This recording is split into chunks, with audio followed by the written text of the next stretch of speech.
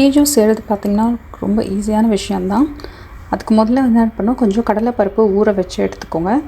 ஒரே ஒரு ஸ்பூன் கடலைப்பருப்பு மட்டும் கொஞ்சம் தனியாக எடுத்து வச்சுடுங்க. மித்த கடலைப்பருப்பு எல்லாத்தையும் நம்ம நல்லா ஒரு பேஸ்ட் மாதிரி அரைச்சி எடுத்துடலாம்.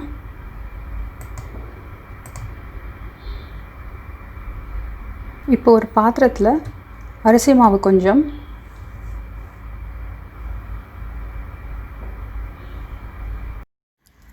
இந்த மாவோட கொஞ்சம் உப்பு போட்டுக்கோங்க.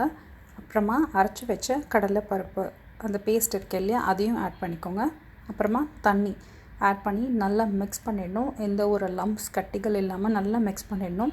பேட்டர் நல்லா தின்னாக இருக்க மாதிரி பார்த்துக்கோங்க, கெட்டியாக இருக்க வேண்டாம், நல்லா தின்னாக இருக்கணும்.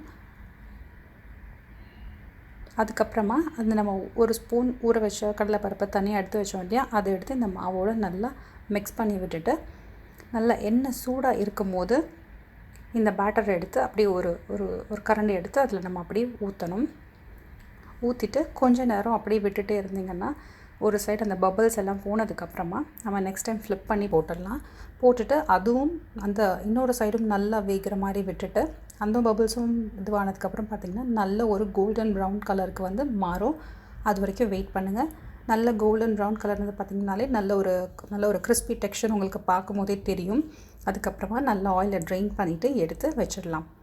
இவ்வளோ தான், ரொம்ப ரொம்ப ஈஸி பேஜோ செய்கிறது.